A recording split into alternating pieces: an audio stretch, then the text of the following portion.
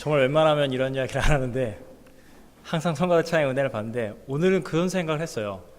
여러분 앞으로 삶 가운데 오늘 찬양을 기억하시면서 이주일의 삶 속에 막 평화가 깨지고 분노와 원망과 막 죄가 막 주님 막 이게 막 우리 안에 죄성과 혈기가 올라올 때 오늘 성가대원들이 막 천사처럼 보이지 않아요?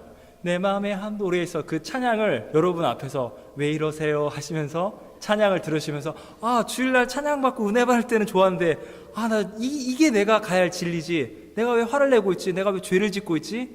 여러분 이런 막 기적, 정말 하나님의 은혜의 이런 인격적인 만남이 여러분 삶 속에 있기를 정말 축원합니다. 제가 웬만하면 안 하는 건데 전부 제가 마지막으로 했습니다. 성가대 찬양 항상 제가 은혜를 받고 있습니다. 오늘 베드로와 예수님과의 정면 충돌이 있었습니다. 예수님께서 십자가의 진리를 말할 때 베드로가 뭐라 말합니까? 귀신아 떠나가라. 예수님 십자가에서 죽겠다고요? 그게 뭐 하는 겁니까? 예수님께 정면 도전을 합니다. 이건 아닙니다. 그 예수님 뭐라고 그래요? 사탄아 물러가라. 정면 충돌이 또 벌어지는 거예요. 여러분 이 제자들 공동체 어떤 마음이 있을까요? 흉흉합니다. 분위기가 적막감, 두려움, 침묵. 이 공동체에 우리 이렇게 갈 수 있을까? 최고의 수제자와 스승이신 예수님이 이렇게 맞붙은 거예요. 여러분 잘 생각해 보세요. 이 문제는 예수님께 있습니까? 예수님은 문제가 전혀 없으세요. 문제는 누구에게 있어요? 십자가에 가는 이 진리를 오해하고 혈기 부리고 있는 사람의 생각과 뜻을 말하고 분노하고 있는 베드로, 그리고 베드로와 함께 같은 마음을 품고 있는 제자들에게 문제가 있었다는 겁니다. 이 공동체는. 근데 이 문제를 해결할 수 있는 건 누구밖에 없죠? 6일 동안 시간이 흐릅니다. 우리 사랑의 예수님께서 너무나 사랑이 많으셔서 이놈들 하고 혼내셔야 하는데, 제자하지마 다 내쫓아버려야 하는데, 예수님께서 수제자라고 그러죠. 참 역설적이죠. 베드로와 야고보, 요한 자칭 수제자인데, 수제자면 수제답게 주님 마음을 살피고 십자가의 진리를 믿어야 하는데, 수제자가 더 나서서 예수님 앞에 대들고 공동체의 분위기를 깨트리고 있습니다. 이 철없고 주님 마음 전혀 알지 못하고 주님을 너무 속썩이는 이 문제 제자들이죠. 이 수제자들 3명만 따로 데리고 주님이 어디 좀 가자, 너희들하고 내가 할 이야기가 있다. 그래서 예수님께서 어느 높은 산으로 따로 데려 올라가십니다. 그 산에 올라갔더니 어떤 일이 벌어진 줄 아십니까? 이 땅에 갈릴리 나사렛 인간 예수로 오신 그분이 33년간 인간으로 사셨지만 그분은 영원부터 영원까지 하나님의 아들이십니다. 그분의 존귀한 영광이 드러나는 거예요. 숨겨져 있던 그분의 영광의 본체가 드러나는 겁니다. 천국을 이들이 맛보기 시작한 거예요. 주님의 옷자락, 옷이 변형되기 시작합니다. 3절에 뭐라 나와 있습니까?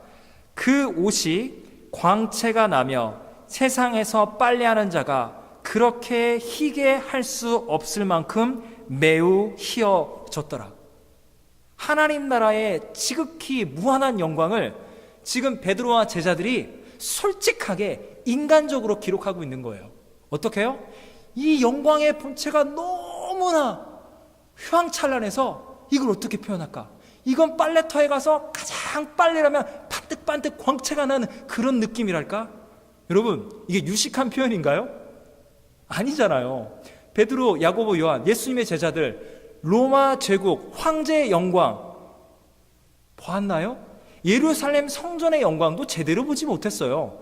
부귀 영화가 무엇인지, 찬란한 영광인지 전혀 모르는 가난하고 힘들게 살아가는 그런 분들이었습니다. 그들이 할 수 있는 한 최선을 다해서 예수 그리스도의 영광, 하나님의 영광을 이렇게 표현하지 않을래야 않을 수 없다는 겁니다. 여러분 그래서 성경은 진짜라는 거예요. 성경은 거짓말이 아니에요. 사람이 표현하고자 하는, 그들이 말할 수밖에 없는 한계 내에서 최선을 다해서 인간적인 표현이 고스란히 그대로 성경에 나와 있다는 겁니다. 주님의 영광스러운 옷자락, 그 주님의 영광의 임재 가운데 성경은 뭘 말하고 있죠? 변화되었다, 트랜스폼 됐다고 말하고 있습니다. 사실은 변화된 게 아니라 원래 그분이신데 인간의 초라한 모습으로 우리 가운데 오셔서 우리가 몰라 뵀던 것이죠. 우리 학부모님들, 우리 또 중고등부나 청년부 트랜스포머라는 영화 아시죠? 모르세요? 재밌게 안 보셨어요? 그 영화는 사실 뭐 이렇게 많은 건 얻을 건 없고 한 가지 있잖아요. 대형 덤프 트럭 너무 보잘것 없잖아요. 붕붕붕붕. 근데 얘네들이 갑자기 트랜스포머 뚝뚝 바뀌어가지고 온 우주의 운명이 얘네들 달려있는 거잖아요. 우주를 살리겠다고 막 선과 악의 세력이 막 싸우고. 여러분, 인간 예수님이 초라하게 오셨지만 그분은 하나님의 아들이신 겁니다. 예수님께 우주의 구원이 달려있는 거예요. 온 세상의 운명이 그분께 달려있는 겁니다. 그분이 십자가를 지시고 반드시 부활하셔야 우리 죄인들은 구원을 받는 겁니다. 그 예수님의 역사가 인간의 눈에는 트랜스포밍하는 것처럼, 거룩하게 변화되는 것처럼 보인다고 성경이 기록하고 있는 겁니다. 그래서 그걸 변화산이라고 하는데, 그 높은 산에 올라갔더니 누가 나타난 줄 아십니까? 구약의 가장 위대한 믿음의 영웅인 엘리야가 모세와 함께 예수님과 더불어 말하고 있는 겁니다. 여러분, 베드로 입장에서 볼 때는 어렸을 때부터 들었던 모세님, 우리 이스라엘의 구원자 모세님과 위대하신 불의 종 선지자 엘리야, 말로만 들었던 그분들이 세상에 예수님, 우리 스승님이 이 정도 수준이시구나, 이런 분들과 함께 어깨를 나란히 하고 대화를 하시는구나. 사실은 예수님은 하나님의 아들이시고 그것은 사람에 불과한데 말입니다. 여러분, 왜 예수님이 특별히 모세와 엘리야와 지금 대화를 나누고 있을까요? 여러분, 이 상황이 어떤 상황이죠? 예수님이 나는 십자가의 길을 가겠다고 말했더니 베드로와 제자들이 분노하며 예수님께 정면 저항을 한 겁니다. 그리고 주님이 십자가에 죽은 자만이 부활의 생명으로 가는데 그걸 못 알아듣기 때문에 예수님이 부활의 영광을 먼저 보여준 겁니다. 제자들은 정신을 못 차리죠.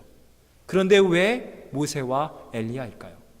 여러분, 모세는 그가 마흔이 될 때 삶 가운데 하나님 나라를 위한 십자가가 있었습니다.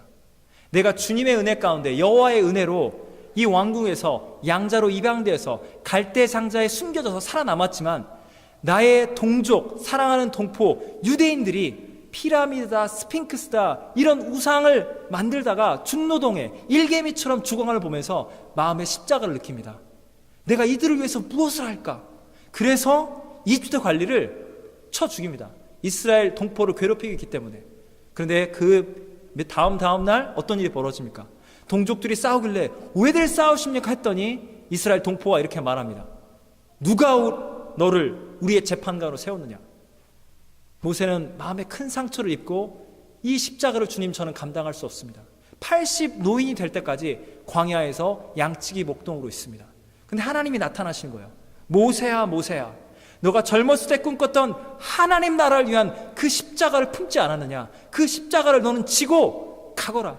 저는 못 가요, 하나님. 너는 가야 한다. 그래서 하나님이 어르고 달래서 모세를 끌고 옵니다. 기적을 베풀고. 모세는 이스라엘 백성을 데려와서 40년간 광야에서 십자가를 지고 간 겁니다. 이스라엘 백성들이 그렇게 불순종과 반역과 우상숭배를 일삼지 않는데, 주님, 저의 이름을 생명책에서 지워버릴지라도 이스라엘을 포기하지 마옵소서. 그래서 가나안 땅을 눈앞에 두고 삶을 그렇게 마감하는 겁니다. 여러분, 엘리야는 어떻습니까? 엘리야는 모세가 데려왔던, 출애굽했던 이스라엘 백성들이 하나님의 뜻으로 여호수아가 이제 그 땅을 들어와서 가나안 땅을 정복합니다. 자, 사사기, 사무엘 상하, 열왕기 상하. 이스라엘은 어떻게 됩니까? 하나님이 세웠던, 모세를 통해 세웠던 하나님의 나라는 처참하게 무너집니다. 아합과 이세벨, 사탄과 마귀, 바알과 아세라를 섬기고 있는 이 악한 왕들이 주님의 종과 주의 백성들을 한 사람도 남기지 않고 다 죽이는 겁니다. 그래서 엘리야가 이렇게 말하는 겁니다. 하나님 앞에 나아가서, 하나님, 제가 850대 1로 선지자와 싸우시고 하늘의 불이 임해서 내가 이 모든 승리를 못 보았지만 하나님, 이제 저 혼자 남았습니다. 하나님, 저는 저의 생명을 거두어 가십시오. 저 혼자만 십자가를 짊어지는 것 같습니다. 너무나도 괴롭습니다, 주님. 그때 하나님이 나타나서 엘리사가 네 뒤를 이으리라. 두려워하지 말라.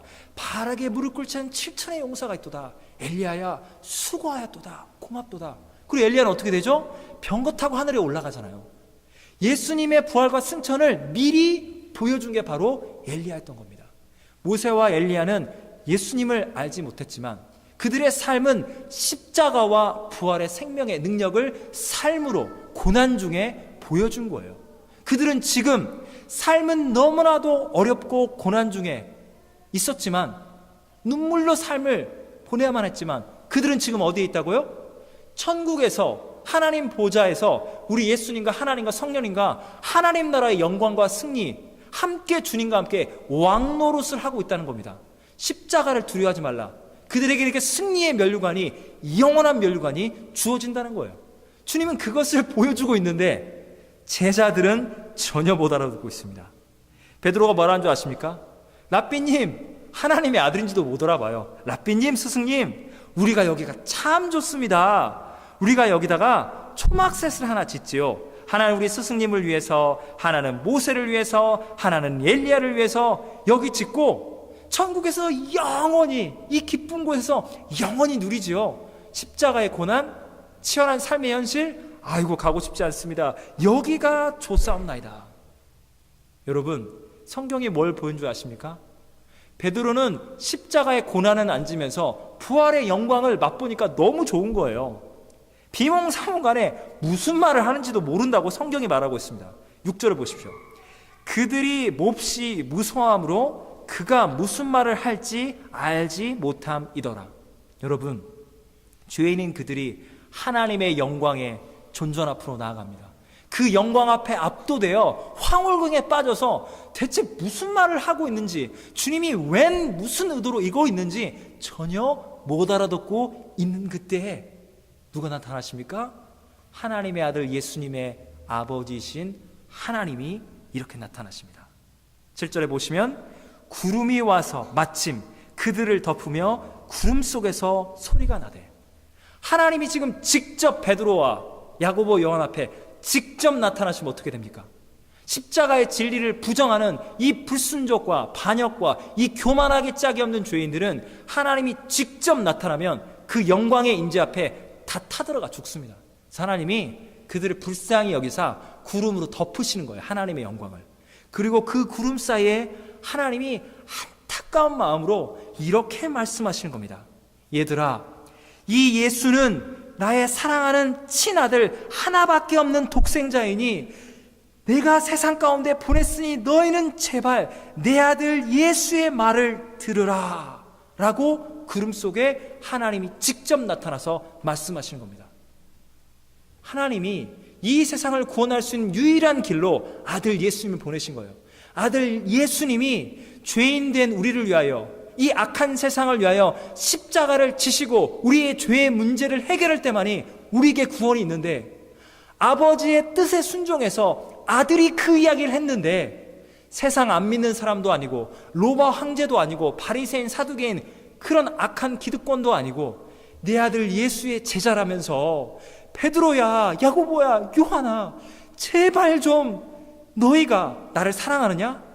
하나님을 사랑하고 믿는다면, 순종하기를 원한다면 내 아들 예수가 말하는 십자가의 진리를 믿고 따르고 순종해 다오. 왜 내 아들 예수에게 너희들이 분노하고 뭐 귀신아 떠나가라 이런 말들을 하고 정신을 차려다오. 하나님 말씀하시는 거예요. 하나님의 마음이 이 마음이란 겁니다. 그랬더니 어떤 일이 벌어집니까?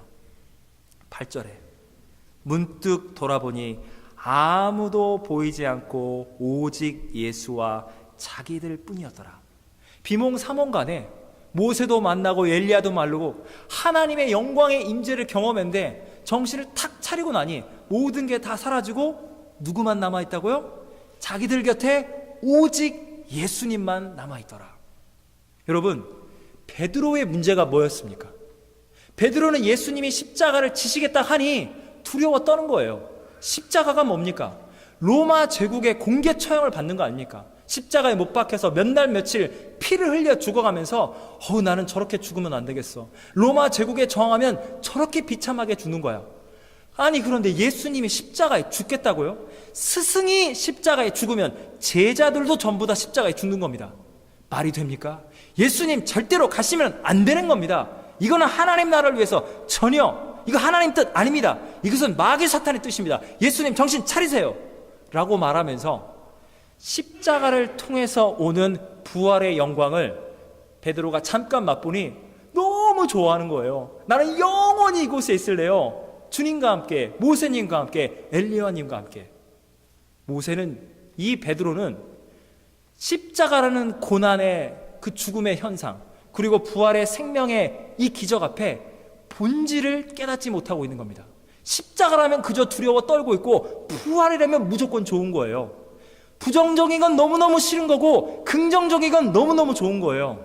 인간의 관점으로 진리를 반쪽짜리 진리만 이해하고 있는 겁니다. 여러분, 십자가가 누구와 함께하는 십자가면 진정 생명이 있는 십자가입니까? 주님과 함께하는 십자가는 생명의 십자가입니다. 생명을 낳는 죽음입니다. 주님과 함께하는 부활은 천국에서 영원히 왕노릇하며 하늘의 영원한 면류관을 누리는 진정한 부활입니다. 여러분, 어떤 분들은 예수님을 믿는 분들 가운데 바로 어떤 분들, 아니면 심지어 세상에 있는 분들도 이런 말들을 할 때가 있습니다. 내가 벌려놓은 사업이고 내가 해놓은 일들이기 때문에 이 문제는 내가 욕을 먹더라도 내가 십자가 지고 가겠습니다. 뭐라 하든 나는 그냥 on my way 하겠습니다 라고 말하는 분들이 있습니다. 여러분, 기독교적으로 여러분이 십자가를 진다는 것은 나의 십자가가 아닙니다. 여러분 십자가를 져보셨습니까? 여러분 주님의 십자가를 사랑하십니까? 여러분이 십자가를 진다는 것은 주님의 십자가의 날개 그늘 아래, 그 주님의 십자가 그늘 아래 평안과 쉼을 얻는 겁니다. 내가 십자가를 진다고요? 주님이 다 이미 지셨습니다. 주님과 동행할 때 주님이 지신 십자가에 내 삶을 의탁하는 겁니다. 주님의 십자가지 내가 어떻게 하는 십자가 아닙니다. 어떤 사람들은 자신의 죄와 이런 일들을 정당화하기 위해서 핑계거리를 만듭니다. 내가 이거 모두 다 짊어지고 합니다. 욕을 하려면 하십시오. 이것은 나의 십자가인 겁니다.